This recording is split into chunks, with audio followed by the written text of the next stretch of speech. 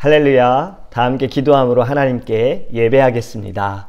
고마우신 하나님 너무나도 감사합니다. 이렇게 하나님을 예배할 수 있는 은혜 주심을 감사합니다. 하나님, 이 예배를 통하여서 영광 받으시고 주님의 나라와 주님의 그 사랑과 은혜가 우리 안에 가득하게 하여 주시옵소서. 우리의 예배를 기뻐 받을 줄 믿사오며 또 우리에게 큰 은혜 주실 줄 믿사오며 살아계신 예수님의 이름으로 기도합니다. 아멘.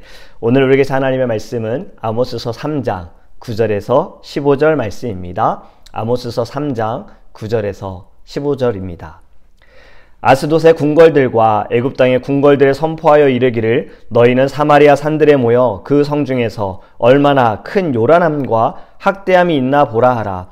자기 궁궐에서 포악과 겁탈을 쌓는 자들이 바른 일 행할 줄을 모르느니라. 여호와의 말씀이니라. 그러므로 주 여호와께서 이와 같이 말씀하시되 이 땅 사면에 대적이 있어 네 힘을 쇠하게 하며 네 궁궐을 약탈하리라. 여호와께서 이와 같이 말씀하시되 목자가 사자 입에서 양의 두 다리나 귀조각을 건져냄과 같이 사마리아에서 침상 모서리에나 걸상의 방석에 앉은 이스라엘 자손도 건져냄을 입으리라. 주 여호와 만군의 하나님의 말씀이니라. 너희는 듣고 야곱의 족속에게 증언하라. 내가 이스라엘의 모든 죄를 보응하는 날에 베델의 제단들을 벌하여 그 제단의 뿔들을 꺾어 땅에 떨어뜨리고 겨울궁과 여름궁을 치리니 상하 궁들이 파괴되며 큰 궁들이 무너지리라. 여호와의 말씀이니라. 아멘.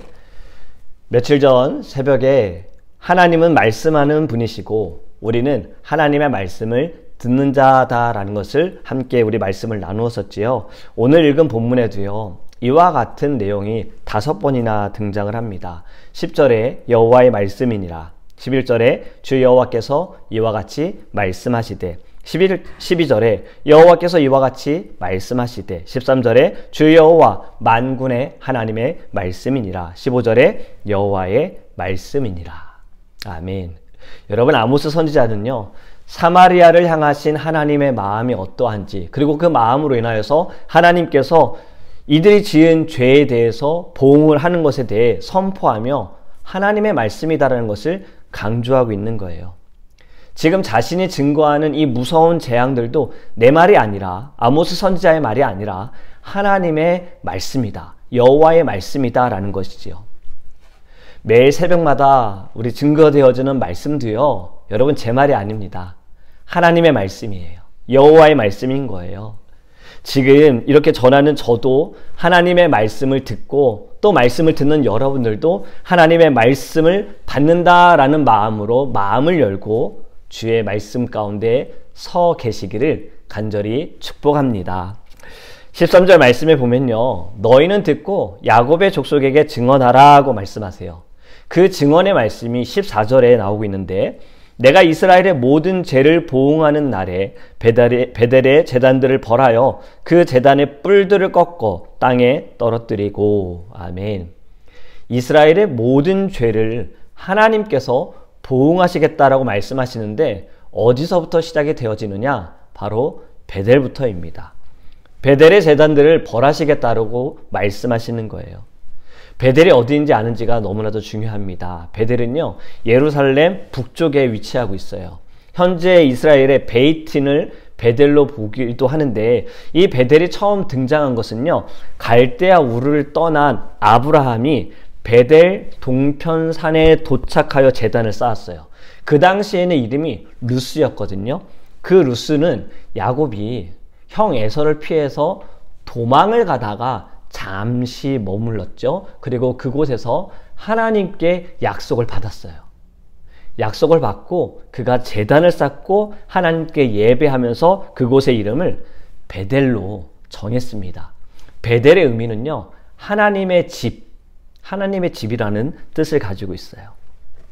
야곱이 다시 고향으로 돌아갈 때 다시 똑같은 이곳에서, 베델에서 이스라엘이라는 새 이름을 받고 하나님께서 약속하신 것을 다시 재확인하는 장소이기도 합니다. 이후에 이곳은요, 예루살렘이 이스라엘에 세워지고 솔로몬 왕 이후에 갈라졌잖아요. 남유다와 북이스라엘로 갈라졌어요. 베델은 북이스라엘의 영토입니다. 북이스라엘 지역인 거예요. 그때 르호보암이 예배하러 남유다로 내려가는 이들, 예루살렘으로 가는 이들을 막기 위하여 베델과 단에 제단을 만듭니다. 너희들은 더 이상 예루살렘까지 갈 필요가 없어. 여기에 제단을 만들었으니 여기에서 예배하면 돼 해서 만든 것이 바로 베델, 이곳에 제단을 쌓은 거예요. 근데 예배를 하라고 하면서 그곳에 금송아지를 만들었고 실질적으로 하나님께 예배하는 곳이 아니라 우상을 섬기는 곳이 되었어요.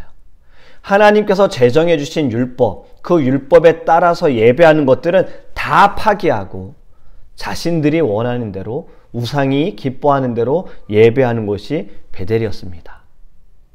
자, 14절에 왜 하나님께서 보응을 하시는데 베델부터 시작이었는지 이제 조금 이해가 되시지요? 여러분, 베델의 제단을 멸하신다라는 것은요, 우상을 섬기는 것을 하나님께서 멸하신다라는 거예요. 우상에게 예배하기 위해 사용했던 모든 것들을 다 멸하신다라는 거예요. 여러분, 역사적으로 이곳은 거룩한 곳이잖아요. 야곱을 통해서 제단을 쌓고 하나님의 약속을 받은 곳이에요. 이름처럼 하나님의 집이어야 하는데 금송아지에게 절하는 우상을 섬기는 장소가 되었다는 거예요. 또 하나님께서 제단의 뿔들을 꺾어 땅에 떨어뜨리신다 그랬잖아요. 여기에서 이 뿔은요, 제단의 핵심 부분입니다. 속죄의 능력을 가지고 있고 권위와 능력이 있는데 이 뿔을 꺾어버리시겠다는 거예요. 그리고 땅에 떨어뜨리겠다. 속죄함으로 말미암아 죽음을 면할 수 있는데 이 뿔을 꺾는다는 것은 이 제단은 아무 쓸모가 없다라는 것을 하나님은 말씀하시는 거예요. 여러분, 하나님을 예배하는 곳이 예배하지 않게 되어짐으로 말미암아 보응의 가장 첫 번째가 되어졌어요. 여기로부터, 제단으로부터 시작된 보응이 어디까지 가느냐? 15절 말씀을 보면요, 겨울궁과 여름궁을 치리니 상하 궁들이 파괴되며 큰 궁들이 무너지리라. 여호와의 말씀이니라. 지금 궁이 몇 개가 나오나요? 겨울궁, 여름궁, 상하궁.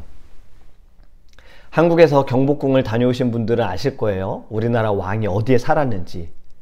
어마어마하게 크죠. 물론 예전에 옛날에 지어졌기 때문에 지금 거기서 살래 하면 뭐 살고 싶은 마음이 없죠. 또 살 수 있는 장소도 아니고. 그런데 우리가 살고 있는 집의 사이즈와 경복궁의 땅 사이즈를 비교해 보면, 아, 거기가 얼마나 가치가 있고 얼마나 비싼 곳인지 대충 짐작은 되실 겁니다. 계산은 될 거예요. 여러분, 이스라엘에 있는 이 겨울궁, 여름궁, 상하궁, 먼저 겨울궁과 여름궁만 보면 무슨 별장도 아니고 겨울을 지낼 수 있는 궁, 여름을 지낼 수 있는 궁, 시즌별로 나눠져 있는 거예요. 그리고 상하궁, 말 그대로 이름 그대로 상하궁은 상하로 만든 궁이에요. 작은 공간을 상하로 만들 때 코끼리 몇 마리가 필요할까? 그런데 여긴 궁궐이잖아요. 이 궁궐을 만들기 위해 희생된 코끼리는 몇 마리가 됐을까요? 계산도 되지 않습니다. 여러분, 이 15절의 말씀은요, 북이스라엘의 경제적인 모습, 그들의 상태가 어떠한지를 보여주고 있는 것입니다. 전에도 말씀을 드렸지만 여로보암 2세가 다스리는 이때에는 북이스라엘이 굉장히 번영했어요. 번창했고 이웃 나라들이 북이스라엘을 두려워하던 시기였어요. 경제적으로 굉장히 풍요했던 시기지요.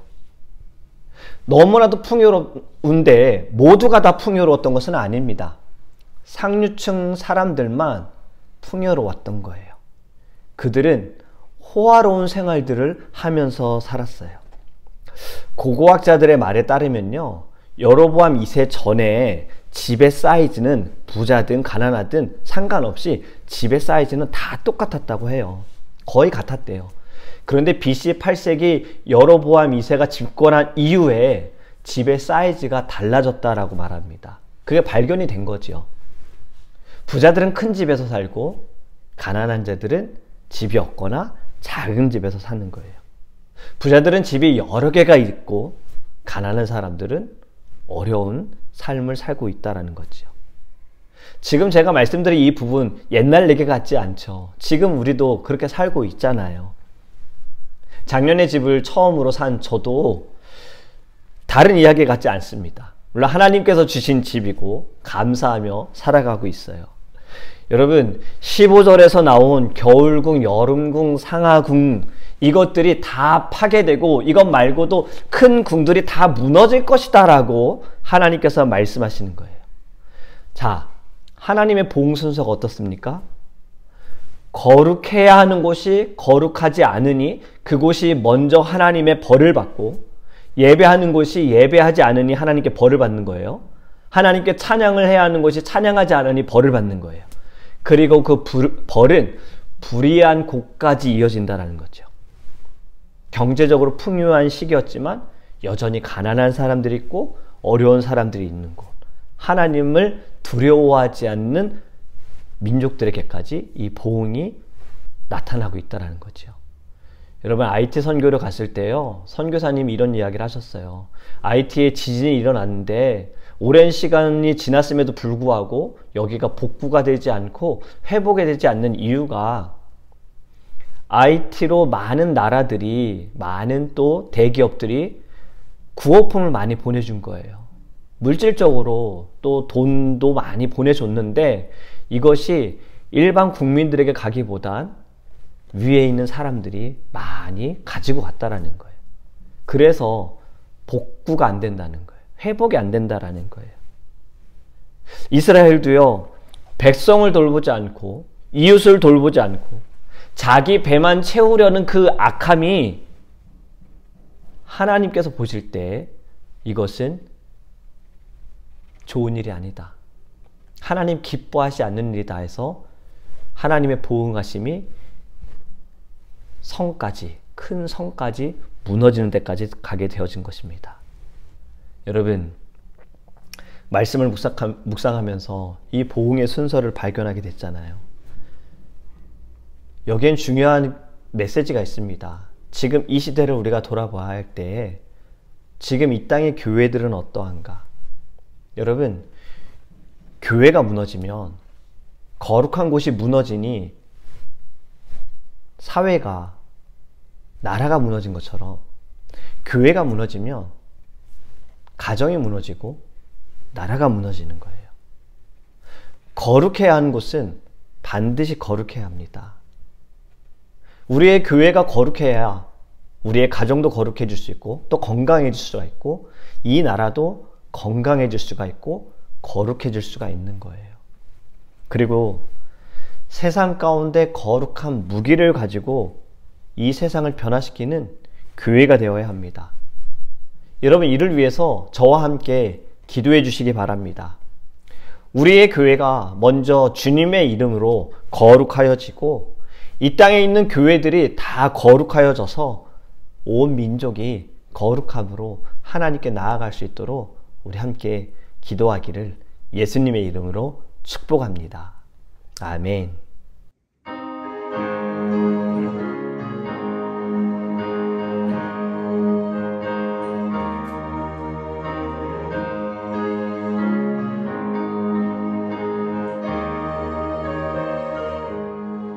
먹보다 굳어감에 죄로 물든 이마에 흰 눈보다 너에게 깨끗한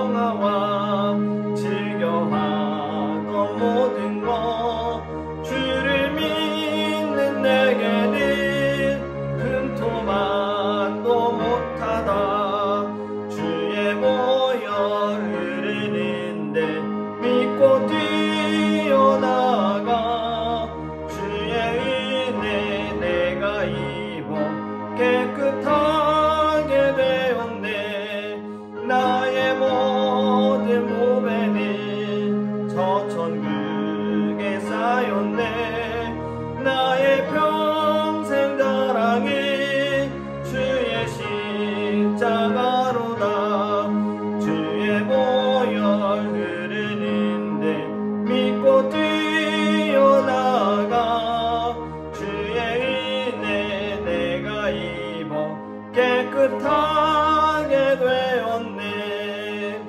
우리 함께 기도할 때 하나님 거룩해야 할 곳이 거룩하지 못함으로 인하여 이 땅 가운데 하나님의 마음이, 하나님을 향한 마음이 너무나도 부족하고 연약함, 또 주님께서 이 땅을 바라보면서 눈물을 흘리시게 하는 우리의 모든 이러한 약함들 하나님 용서하여 주소서. 주님, 거룩해야 하는 교회가 거룩하여지게 하여 주시고 우리의 가정도 거룩하게 하시고 우리가 서 있는 자리도 거룩하게 하여 주소서. 다 함께 주여 부르시는 통성으로 기도하겠습니다. 주여, 아버지 하나님 감사합니다. 하나님의 사랑과 은혜로 아버지 하나님 우리에게 주님의 크신 은혜를 주님 부어주심을 감사합니다.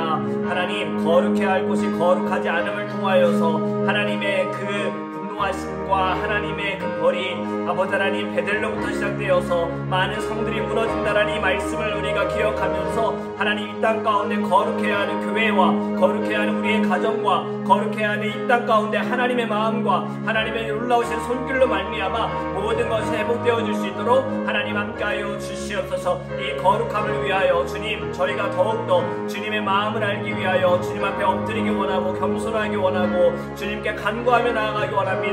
성령께서 우리 안에 역사하여 주시고 임재하여 주셔서 하나님 모든 것이 주님 구별되어질 수 있도록 새로워질 수 있도록 주님 역사하여 주시옵소서. 정결함을 두고 기도합니다. 하나님, 우리에게서 성령을 거두어가지 마여 주옵소서. 주님, 오직 예수 그리스도의 이름으로 서 있는 하나님의 심령들 될 수 있도록 함께하여 주시옵소서. 우리 두 번째로 함께 기도하기 원하는 것은 우리 토요일에 장례 예배가 있습니다.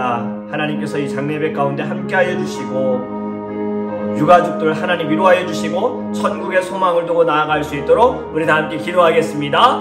주여, 아버지 하나님 감사합니다. 주님께서 사랑하시고 주님 인도하여 주신 귀한 우리 고은호 집사님 하나님께서 주님의 품에 안겨주시고 지금 참 평안함을 누리게 하심을 감사합니다. 이 땅에 남아있는 유가족들 하나님, 그들이 예배를 통하여 천국 환송 예배를 통하여 하나님께 영광 돌리게 하시고 아버지 하나님, 그들의 마음에 천국에 대한 소망이 품어지기를 원합니다. 예수님을 구주로 영접할 수 있는 은혜를 주시옵시고 다시 만날 수 있는 하나님 그 마음이 그들 안에 세워져 주님의 위로하심과 주님의 손길을 바라볼 수 있도록 함께하여 주시옵소서. 감사합니다.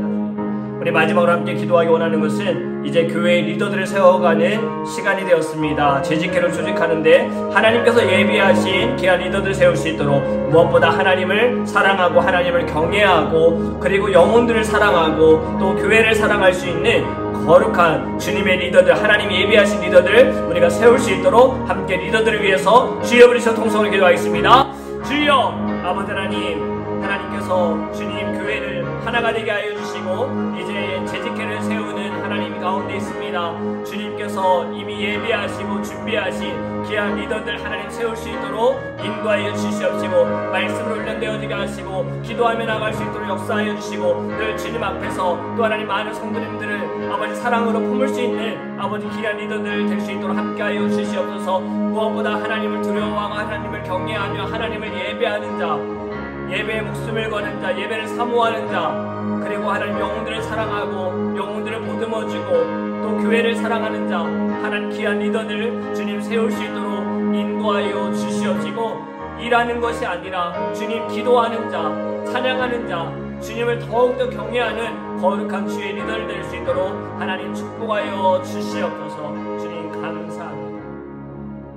사랑의 하나님, 거룩했던 베델이 하나님을 예배하지 않고 우상을 섬김을 통하여서 하나님께서는 베델로부터 하나님의 그 보응이 이루어지는 것을 말씀을 통해 보게 하신 하나님, 지금 이 순간에도 거룩해야 할 곳이 거룩하지 못하고 우리의 심령도 거룩하지 못하는 이 모습들 하나님 앞에 우리가 회개하며 나아갑니다. 주님, 다시 우리를 정결하게 하시고 깨끗하게 하여 주셔서 하나님 이 땅에 있는 모든 교회가 거룩하여지게 하시고 우리의 가정도 우리가 서 있는 자리도 거룩하여짐을 통하여서 이 땅이 하나님께 칭찬받을 수 있는 주님의 땅, 주님의 나라 될 수 있도록 함께하여 주시옵소서. 주님, 리더들을 세워가는 귀한 시간을 갖습니다. 주님께서 예배하시고 준비하신 리더들 하나님 세울 때 무엇보다 기도함으로 나아가게 하여 주시옵시고 하나님을 경외하는 자 그리고 영혼들을 사랑하고 교회를 위해 믿음으로 나아갈 수 있는 아버지 귀한 리더들을 세울 수 있도록 함께하여 주시옵소서. 일에 지침이 아니라